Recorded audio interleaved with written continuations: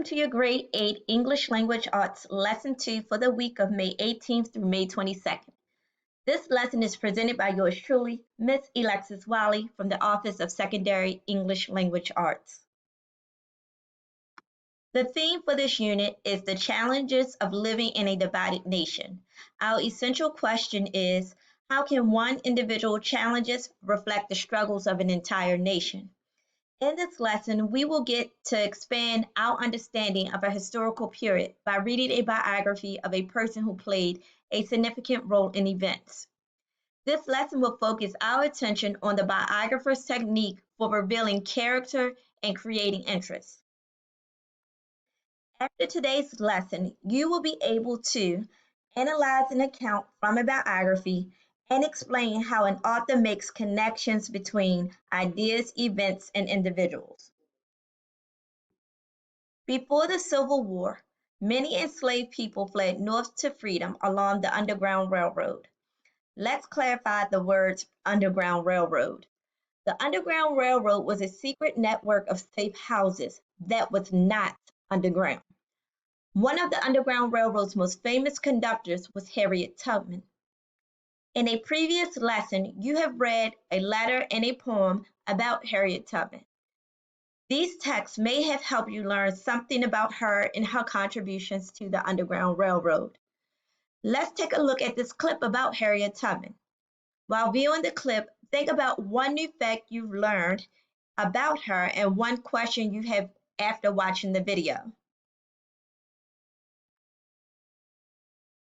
Harriet Tubman is considered the Moses of our people, and the kind of courage to escape to slavery yourself, but then to go back for people. And that's the real story of connection. Here's someone that not only advocated leaving the plantation, but actually developed an underground railroad, a process that would usher people in the still of the night to escape to the north and escape to their freedom. I mean, just imagine you have gotten out of chattel slavery, the institution of slavery. You've escaped, and yet you come back. You have the courage and the care about other people to come back into a hell to try to get other people out of it. It's an amazing story.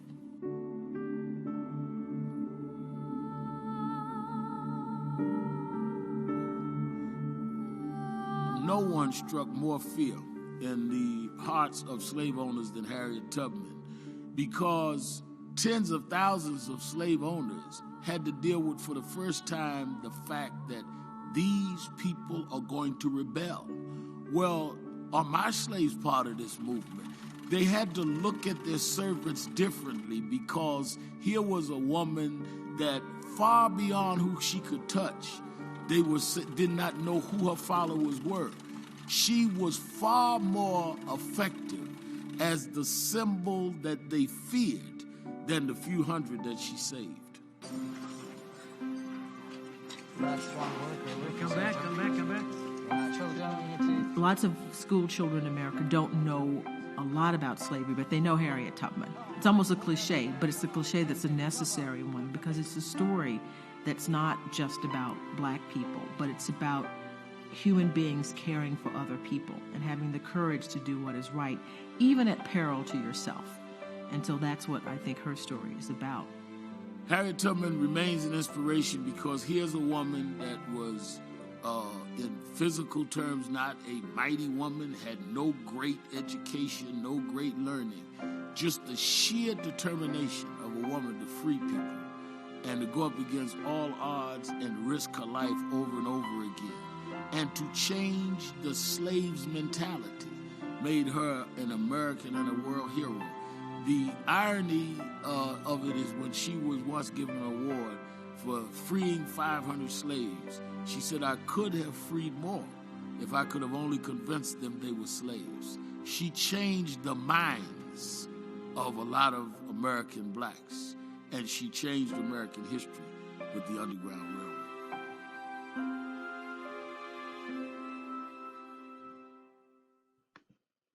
In the clip, some people called Harriet Moses. Harriet was given this nickname because, like the biblical Moses, she led enslaved people to freedom. Harriet Tubman's actions exemplified what it's like to be selfless. She traveled back and forth from the north to the south and back north to free hundreds of enslaved people. How many of us would have the courage to risk our lives to take a stand against oppressive people and systems? A person's character can be described by the qualities that make them distinct as individuals. These determinations can come about in ways a person acts or reacts in situations, what they say, what they think, and how others perceive them. As we read the text in today's lesson, think about how the author develops Harriet Tubman and what the actions and events in the passage show about her character and her role as a leader. Remember, character is not just something found in a fictional story. Today, we will read a short selection from Harriet Tubman, conductor on the Underground Railroad. This is a biography written by Anne Lane Patry.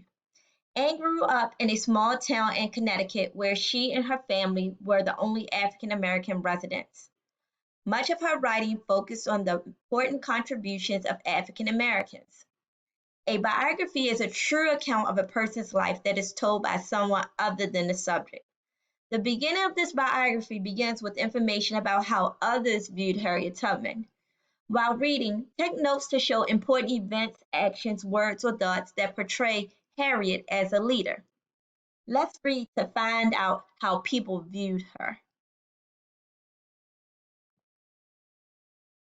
Conductor on the Underground Railroad, Anne Patry. The railroad runs to Canada.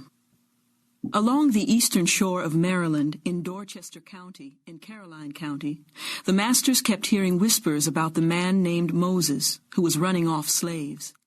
At first they did not believe in his existence. The stories about him were fantastic, unbelievable. Yet they watched for him. They offered rewards for his capture. They never saw him. Now and then they heard whispered rumors to the effect that he was in the neighborhood. The woods were searched, the roads were watched. There was never anything to indicate his whereabouts. But a few days afterward, a goodly number of slaves would be gone from the plantation.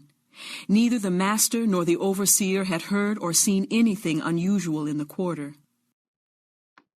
I would like to pause it right here. My first thought is the slave owners thought that these actions were actions of a man. Boy, were they wrong. The first sentences say that the masters did not believe Moses existed, but later sentences indicated that they watched for him and offered rewards for his capture. Their reactions were illogical.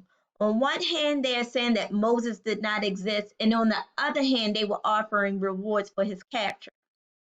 I also noticed how the author is using the word Moses, or calling Harriet Tubman Moses. I know that in the Bible, Moses is a prominent figure who led the slaves from Egypt to freedom in the Promised Land. This name was a great fit for Harriet Tubman. Like Moses, she led enslaved people to their freedom. In this section, the author is describing how the slave masters reacted to the idea of Moses. The slave owners did not want to lose their slaves and have them escape with Moses to freedom. They would have been surprised if they found out that Moses was a small but courageous young woman. I'll pause it right here to give you a moment to read page 152. 152.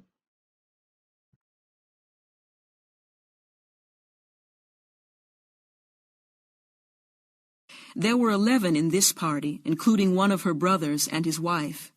It was the largest group that she had ever conducted, but she was determined that more and more slaves should know what freedom was like. She had to take them all the way to Canada. The fugitive slave law was no longer a great many incomprehensible words written down on the country's law books. The new law had become a reality. It was Thomas Sims, a boy, picked up on the streets of Boston at night and shipped back to Georgia. It was Jerry and Shadrach, arrested and jailed with no warning. She had never been in Canada. The route beyond Philadelphia was strange to her, but she could not let the runaways who accompanied her know this. As they walked along, she told them stories of her own first flight. She kept painting vivid word pictures of what it would be like to be free. But there were so many of them this time. She knew moments of doubt when she was half afraid and kept looking back over her shoulder, imagining that she heard the sound of pursuit. They would certainly be pursued, 11 of them, $11,000 worth of flesh and bone and muscle that belonged to Maryland planters. If they were caught, the 11 runaways would be whipped and sold south. But she would probably be hanged. In this passage, the author is describing some of the challenges that Harriet will face on this particular journey. Let's think about what was Harriet's response. What do Harriet's words and actions in lines 59 through 70 show about her character? Let's look at where 59 starts here through 70, right there. Let's think about it. Because of the fugitive slave law, she had to make the decision to take the group of 11 all the way to Canada, a place she had never traveled. She knew that she could not tell the runaways because they may lose faith in her.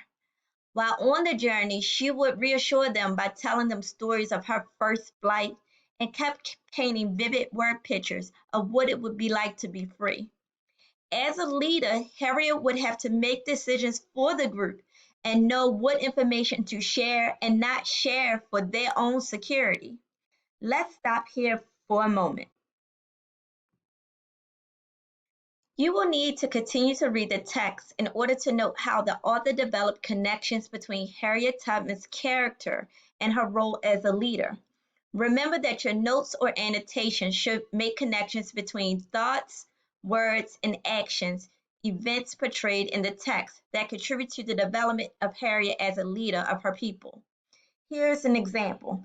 On page 151, the slave owners thought he was able to lead and thought that he was able, meaning he as in she, Harriet Tubman, was able to lead enslaved people to their freedom.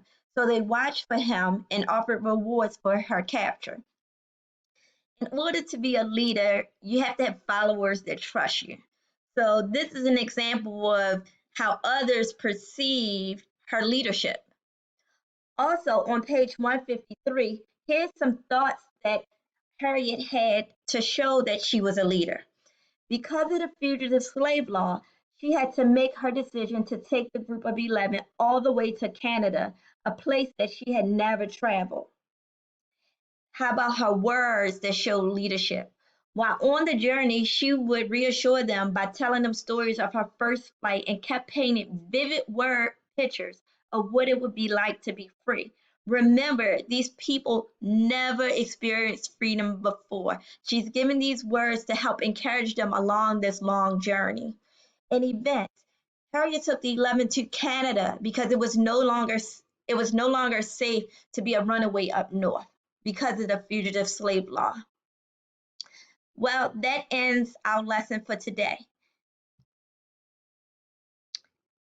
And that's a wrap. Have a great week and continue on with your reading and your writing, and I'll see you next week. Have a good one. Hi, it's great to be back. My name is Trista Gordon. I'm a secondary ELA resource teacher, and I'm here to present the lesson for GT8. It's lesson 1 for ELA. Language has an influence. This lesson is for the dates of May 18th through the 22nd. The student outcome for today's lesson is that you will analyze differences in points of view in order to explain how the language influences a community. Okay, before we start, I'd like to review the unit overview so we can keep those overarching concepts in mind. The unit is Language and Community, and it's offered you the opportunity to explore how language can influence a community. You've read and will continue to read various speeches, poems, letters, and articles that identify elements of rhetoric used by the writers, and you have evaluated the effectiveness of the rhetoric. Okay, for the Think About It today, I want you to think about Fair versus unfair debates and arguments. What comparisons come to mind? And if you consider yourself a good debater, why or why not? So take a couple of seconds and think through fair versus unfair, and whether or not you consider yourself a good debater.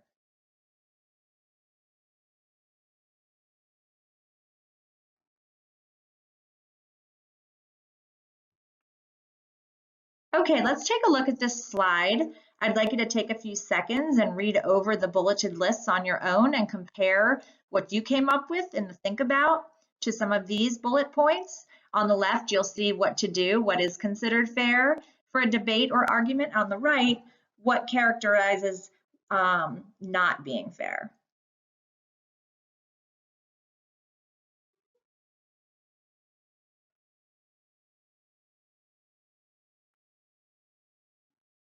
Whether you are watching a debate or listening to it and you're able to hear the tone of voice and people talking to each other, or you're reading a debate and you're looking at text, some of those fair and unfair aspects can be detected in either place. As you're reading an article coming up, we're going to use a strategy to start thinking through how we can connect to the text and actually really think through elements of working through difficult language. The acronym we're going to be looking at is called VESSEL. I'll talk about that in a little bit. And I want to point out here the second bullet. An objective author of nonfiction may follow these guidelines.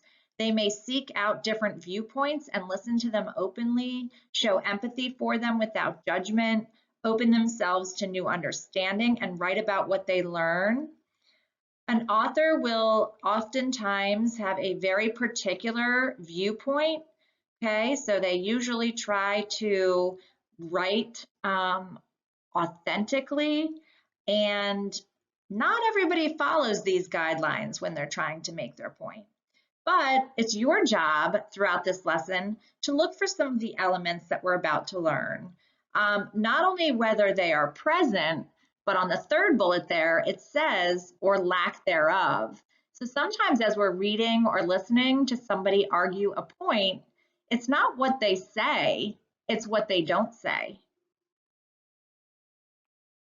As I mentioned, we're going to learn this acronym, VESSEL, to help us annotate an article in just a bit.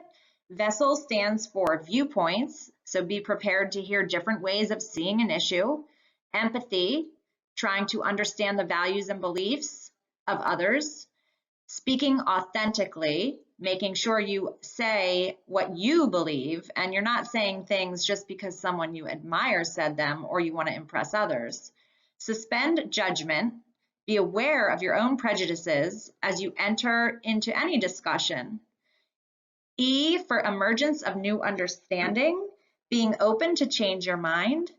Okay, and L, listen openly. So make sure your ears and eyes and mind and heart are open to the views of others.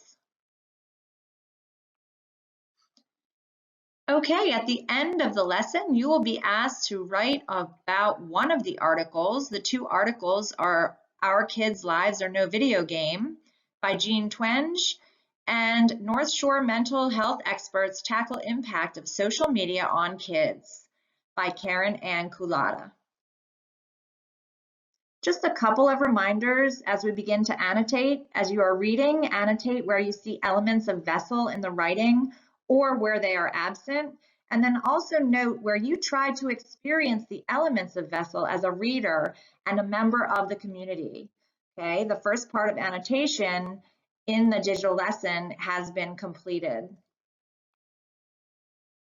Okay, let's start. I'm going to read the beginning of the article, Our Kids' Lives Are No Video Game by Jean Twenge. And the first time through, I'm just going to read it. And the second time, I'm going to annotate pieces of the text using the acronym and pulling some letters from the acronym that we learned, VESSEL, and labeling and talking through what a possible annotation could look like as we're considering the language here used in the argument. For many people, leisure time now means screen time. Moms on social media, dads surfing the web, sisters texting friends, and brother is playing a multiplayer shooting game like Fortnite. But are they addicted? In June, the World Health Organization announced that gaming disorder would be included in its disease classification manual, reigniting debates over whether an activity engaged in by so many could be classified as a disorder. Experts were quick to point out that only 1 to 3% of gamers are likely to fit the diagnostic criteria, such as lack of control over gaming, giving gaming priority over other activities, and allowing gaming to significantly impair such important areas of life as social relationships. Those low numbers may give the impression that most people don't have anything to worry about. Not true.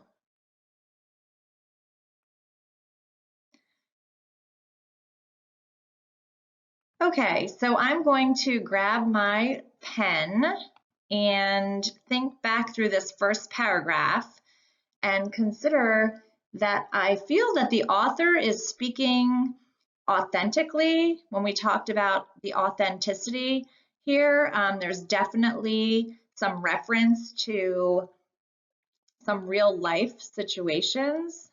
Okay, so I'm going to give that an S. I'm not going to write down exactly everything that I say, but we'll reflect on some of the pieces later. Okay, some of you may think Fortnite sounds a little dated, play different games, but that authenticity is there. So the S for speaking authentically. And then I'm going to give a V here for viewpoint. A gaming disorder. I mean, that's new to me, that phrase. So I'm going to give that a V for viewpoint. I feel that that's a strong viewpoint there to call the gaming a disorder. And in my opinion, I don't know that I would call it that. So that's challenging my viewpoint. She goes on to list some criteria here also. Experts were quick to point out only 1 to 3 of gamers are likely to fit the diagnostic criteria, such as lack of control over gaming, giving gaming priority over other activities, and allowing gaming to significantly impair. When we talk about language and word choice, okay, we're really focusing in on this. Lack of control. I'm going to label this with an E because that makes me feel that empathy piece there, kind of an understanding of that feeling of what that must be like. It's pretty powerful.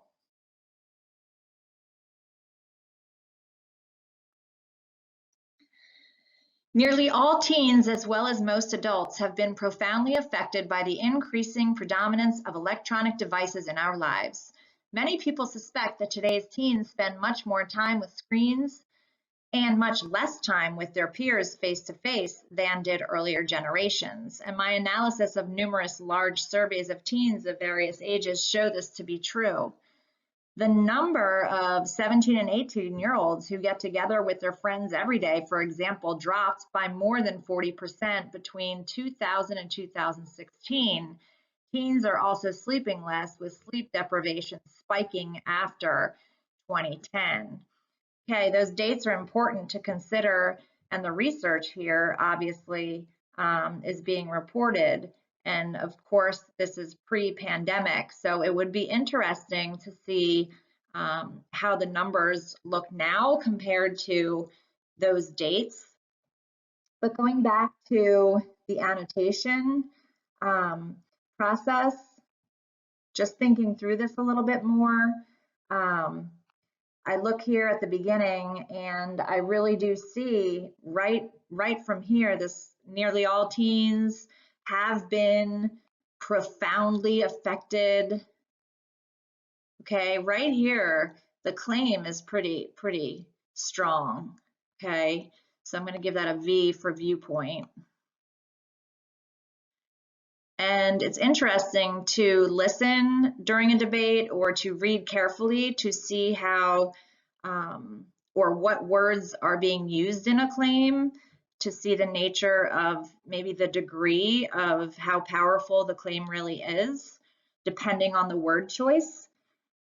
And then finally, again, I kind of mentioned this from the beginning, but these stats and really kind of looking through these numbers make me question how I'm judging the situation, especially right now with what's going on in society. But I'm going to give, you know, these numbers and percentages, this research and the surveys, I'm going to give that an S for suspending judgment from our vessel, because I'd like to take some more time to think through that. Just a quick review of some of the vessel points we made from the acronym. Speaking authentically, we saw some challenging of my own viewpoint, empathy, as we started learning about teens, that could maybe help to enhance my understanding. And V again for the author communicating a strong viewpoint. And then suspending judgment was the last one, where I had to stop and take a minute, wanted to make a judgment, but even though I thought before the pandemic, I still did spend enough time with my friends. So really questioning and suspending my judgment there. So we did only look at the one article today and just a piece of it to model the annotating strategy with the acronym VESSEL to help us think through. And as you enter the show what you know, you're going to consider the author's language that you annotated, and you can choose which article you want to use.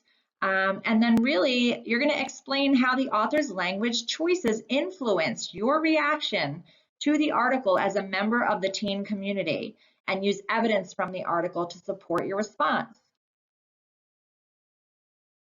I hope you do a great job with the lesson, and as always, I leave you with a final thought.